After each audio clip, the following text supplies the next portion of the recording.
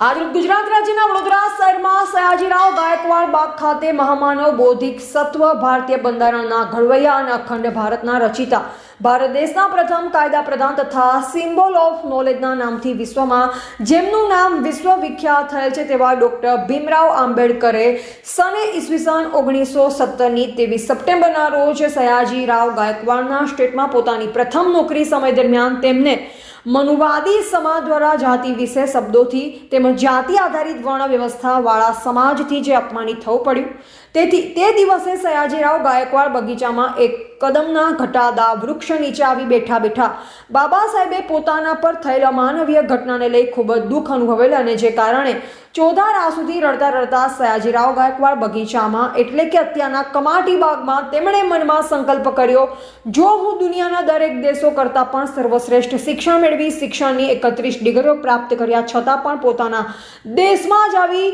છૂવાછૂત તથા જાતિ વિષય શબ્દોથી અપમાનિત થઈ રહ્યો છું તો મારા પૂર્વજો તથા સમાજના લોકો આ જાતિવાદી સમાજથી હજારો વર્ષથી કચડાતા પીસાતા આવેલ છે અને અપમાનિત થતા આવેલ છે, જે હજુ કેટલા વર્ષ સહન કરશે તેની સહન શક્તિને કાયમી ધોરણે નાબૂદ કરી મારા સમાજને ગુલામીથી આઝાદ કરાવી સ્વમાનભેર જીવવા માટે સક્ષમ નહીં બનાવો, જાતે જ કપાળમાં બંદૂકની ગોળી મારી મારા જીવનનો અંત આણી દઈશ તેવા દ્રઢ સંકલ્પના આજે 108મા વર્ષ નિમિત્તે આ પાવન ભૂમિને નમન કરવા તથા શ્રદ્ધા સુમન અર્પણ કરવા દેશ અને વિદેશમાંથી લાખોની સંખ્યામાં તેમના અનુયાયીઓ વડોદરાની પાવન ભૂમિએ દર્શન કરવા પધારેલ અને તેઓએ પણ આ પવિત્ર ભૂમિ પર આવી પોતે પણ સંકલ્પ લઈ સમગ્ર અનુસૂચિત જાતિ તેમજ ભારત દેશની 85% વસ્તી જે SC ST OBC ના દરેક લોકોએ ડોક્ટર BR આંબેડકરના સંકલ્પની યાદગાર પળો સ્થિતિને કાયમ જીવંત રાખવા તથા આવનાર સમયમાં ડોક્ટર બાબા સાહેબ આંબેડકરના બલિદાનોને યાદ રાખવા માટે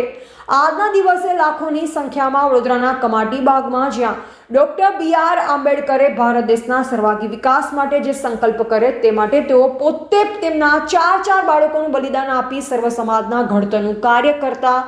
સમાજ માટે ખપી ગયા. તેઓની યાદમાં અહીંયા દર વર્ષે લાખોની સંખ્યામાં જન્મદિની અહીંયા ઉમટી પડે છે અને ડોક્ટર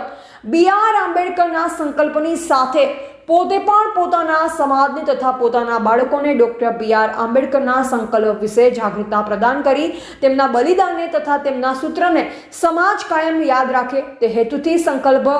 ભૂમિમાં શીશ નમાવી જાતે સંકલ્પ લઈ સર્વ સમાજ તેમજ પોતાના સમાજને જ્ઞાતિવાદી દૂષણોથી દૂર કરી ભારત દેશની અખંડતાને કાયમ રાખવાના પ્રયાસ કરવામાં આવી રહ્યા છે,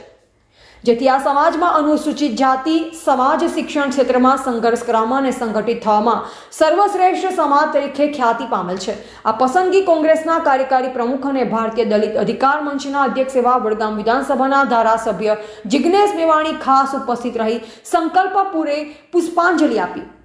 આ પ્રસંગે કથાનાયક વિશન કાથડ, ભીમ આર્મી ગુજરાત પ્રદેશ અધ્યક્ષ કમલેશ ધવલ, સ્વયં સૈનિક દળના સામાજિક કાર્યકર્તા DD સોલંકી, ધોળકા શહેરના કોંગ્રેસ અગ્રણી ગોવિંદભાઈ સોલંકી, હરજીભાઈ સોલંકી, ઉમેદભાઈ સોલંકી, પસાભાઈ સોલંકી, ભરતભાઈ વાઘેલા, રાષ્ટ્રીય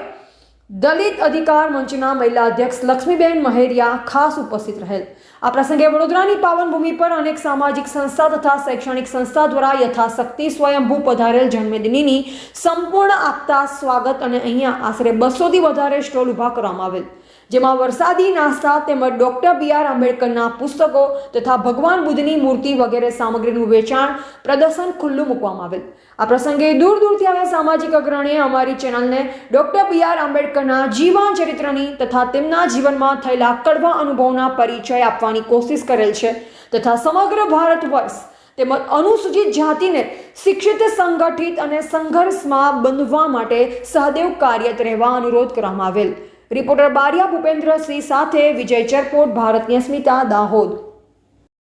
માઇનોરિટી અને મહિલાઓ એમનો ગેમ ચેન્જર દિવસ કહેવાયા, કારણ કે 23મી સપ્ટેમ્બરે ડોક્ટર બાબા સાહેબ આંબેડકરે જે આ મહારાજા સયાજીરાવ ગાયકવાડના ત્યાં 10 દિવસની જે જોબ કરી અને એ જોબ દરમિયાન એમને જે રહેવાની સમસ્યાઓ ઊભી થઈ એના કારણે જે અપમાનિત થયા પછી એમણે જ્યારે પાછા ફરી રહ્યા હતા અને આ જે જગ્યા પર આપણે ઉપસ્થિત છીએ એ જગ્યાએ ડોક્ટર આંબેડકરે એમના જીવનની અંદર જે કોઈ અત્યાચારો, જે કોઈ આભડછટનો અનુભવ કર્યો હતો એને વાગોળ્યા પછી એમણે એક સંકલ્પ કર્યો કે મેં અને મારા વડવાઓએ જે આ અપમાનો સહન કર્યા છે એ મારી આવનારી પેઢીને એવા અપમાનો સહન કરવા નહીં દઉં. એટલે હું સંકલ્પ કરું છું કે હવેનું મારું સમગ્ર જીવન આ દેશની અંદરથી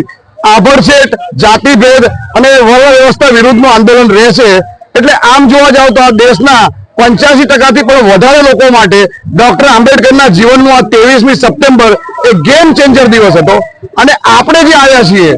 આપણા બધા માટે આ ચાર્જિંગ દિવસ છે. કારણ કે અહીંયા આવીશું 23મી સપ્ટેમ્બરે આપણે બધા આવ્યા, ડોક્ટર આંબેડકરને માનનારો વર્ગ આવ્યા. ધીમે ધીમે લોકોને 23મી સપ્ટેમ્બરે શું ઘટના બની હતી, ડોક્ટર આંબેડકરે શું સંકલ્પ લીધો હતો, એ લોકો દ્વારા જાણવા મળે છે, પુસ્તકો દ્વારા જાણવા મળે છે. તો એક ચાર્જિંગ ઊભું થાય છે, આપણા બોડીની અંદર ચાર્જિંગ ઊભું થાય છે કે ભાઈ આ એક મહાપુરુષે આટલો બધો સંઘર્ષ કરીને સમાજને આ અપમાનિત જિંદગીમાંથી બહાર લાવ્યા છે. તો જયારે મારું બાળક છે, તમારા બાળકો છે, જે આ 40 વર્ષની અંદર ડોક્ટર આંબેડકરના સંઘર્ષ થકી એક સારું જીવન જીવતા પરિવારો બનાવ્યા છે, એમનું બાળક જયારે સમજતું નથી, એને ખ્યાલ નથી કે ડોક્ટર આંબેડકરનો સંઘર્ષ શું છે, ડોક્ટર આંબેડકરના સંઘર્ષથી આજે હું જે સુખ સમૃદ્ધિ વાળું જીવન જીવી રહ્યો છું, તો જો 23મી સપ્ટેમ્બરે એ બાળકને અહીંયા લાવવામાં આવે અને એને સમજાય કે આ 23મી સપ્ટેમ્બર એ મારા પિતાજી, મારા વડવાઓ એમને સારું જીવન આપવા માટેનો એક મહત્વપૂર્ણ દિવસ છે. કારણ કે 23મી સપ્ટેમ્બરે ડોક્ટર આંબેડકરે લીધેલો જે આ સંકલ્પ છે એના લીધે જ શક્ય બન્યું કે ડોક્ટર આંબેડકર આ દેશના કાયદા મંત્રી બન્યા. આ દેશની અંદર એમણે આ લડત ચલાવી અને એમના ગયા પછી પણ એમણે અનુયાયીઓ મૂકીને ગયા કે જે અનુયાયીઓએ સતત આ આંદોલનને ચાલુ રાખ્યું. એના કારણે આજે પરિસ્થિતિનું એવું નિર્માણ થયું કે ગમે એ સરકારો બને પરંતુ ડોક્ટર આંબેડકરની વાત છે આજે પણ એટલી પ્રસ્તુત છે અને આપણે લોકોએ સ્વીકાર્યો છે. ધીમે ધીમે બીજા લોકો પણ સ્વીકારતા થયા છે. મને કે ક મને ડોક્ટર આંબેડકરની વાતને સ્વીકાર્યા વગર છૂટકો નથી. એટલે આજનો દિવસ ખરેખર બહુ ચાર્જિંગ દિવસ છે. આપણા યુવાનોને પણ અહીંયા લાવવા જોઈએ, આપણા બાળકોને પણ અહીંયા લાવવા જોઈએ. એમને સમજણ પડે કે 23મી સપ્ટેમ્બર આપણા જીવનની અંદર ચેન્જ લાવનારો દિવસ છે. જય ભીમ, નમો બુદ્ધાય.